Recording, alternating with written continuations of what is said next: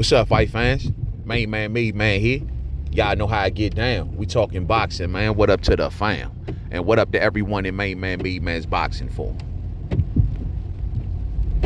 Hey, look, man, so the thing is this.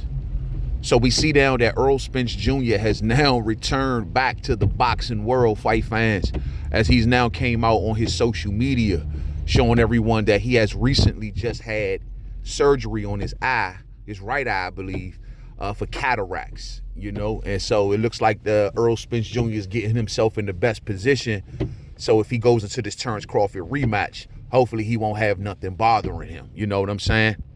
Now, my thing is, man, good for Errol Spence, and we wish him nothing but a speedy recovery, man. But, you know, hopefully, you know, and I don't think that Errol Spence Jr. is using the cataract thing as some sort of excuse for Terence Crawford, but I'm sure that a lot of his fans may want to take that and use that. Maybe that's the reason it was even put out there. But, you know, I listened to his thing when he says that, you know, this is the reason he was getting hit with so many jabs and hooks, because the cataract was covering his eye or whatnot, man. And I'm like, bro, like, I'm not buying that, especially when it comes to Terence Crawford. You know, I don't think that Terence Crawford putting the ass whooping on him the way he did had anything to do with cataracts. I just don't think so, fight fans. I think that had to do with all Errol Spence Jr.'s preparedness. When you listen to the statements of Errol Spence Jr.'s trainer leading into that fight, how they were discounting Terence Crawford's southpaw fighting ability or his switch hitting ability, threw that out the window, try to say he was all athleticism and so on and so forth. Errol Spence Jr., you know, was going through the motions, and you can clearly see by his other tweets that he wasn't living the lifestyle at the time. He was still blowing up between weight. He thought that he can kind of cobble everything together and throw it all together and go in there and steamroll Terence Crawford, and that showed to be furthest from the truth. And that's what that was. That's why he lost versus Terence Crawford. Underestimating his opponent and not properly preparing. You feel me? It ain't got nothing to do with no cataracts, man. And see, the reason I say I don't think he's using it as an excuse, because if you look at some of his tweets, man, he also came out and stated that he was not living the life. And he said that it was long overdue. This is a far cry, fight fans, from how his fans was talking about him, you know. They wasn't stating the obvious like the Crawford fans were. But clearly Errol Spence Jr. is telling you himself, bro, I was not living the lifestyle. This ass whooping was long overdue. And these words right here prove every single word that I'm saying is true. He did not properly prepare, and he was not living the lifestyle, clearly. This is something that we've always said for years. No fighter in this type of situation is going to beat a Terence Crawford.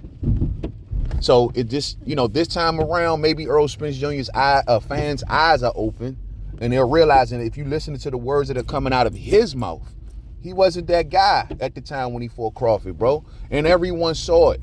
The only ones who couldn't see it were the ones that were blinded by the Spence passion. You know what I'm saying? So it's all love, though. You know, it's the fight game, and I totally understand. That's how fan base is supposed to do, right? Hold your guy down, try to give him a good image in the public, or so on and so forth. But, you know, some of us, we knew that this was going to happen, man. But, you know, at the end of the day, look, if that's what his people want to use, whatever's clever. You know, if y'all like it, I love it.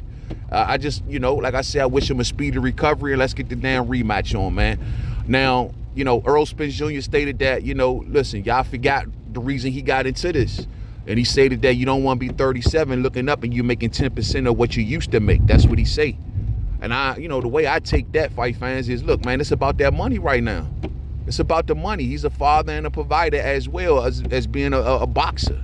You know what I mean? And so he knows that, look, if the money's on the table, look, ain't nothing going to stop him from getting to that money, man. And you see him also saying, like, forget about the retirement talk. Bro, Earl is saying that he's here to stay. You know, maybe this is a little hiatus he's been on. Maybe good enough to, you know, got his head back into the game or whatnot. You know, maybe he's done a lot of the things that he had put on hold or postponed for quite some time, and he's taking his time to go and do it. So hopefully he comes back a better fighter, a happy fighter, a more prepared fighter, and with the right mentality and mindset to go forward. You feel me? Because if so, Errol Spence still got a bright future ahead of him. You know what I'm saying? Even post Terence Crawford, even losing to Terence Crawford 2 times, still got a bright future ahead of him. Terence Crawford is one fighter. He's an amazing fighter. Not everybody is going to, you know, everybody ain't a Terence Crawford, cousin. You know what I'm saying? So, you still got a lot of leeway at 154. There's a lot of guys up there I give Earl a really good chance against. So we'll see how this all plays out, man. But it's good to see Errol Spence Jr., you know, re-engaging back with his fans, re-engaging back with the sport. I think that's the most important thing. And, you know, it is what it is, champ. It is what it is, man. But I tell you what, nobody better use this as no Terence Crawford excuse. And even the sensible Spence fans, I don't think y'all even going to take this and say, oh, I could take this and run with it. Because this ain't nothing to take and run, bro. You know what I mean? Like, if people wanted to drill down on this and, you know, and show that it had nothing to do with the cataracts, it's easy to prove. It's very, very easy to prove.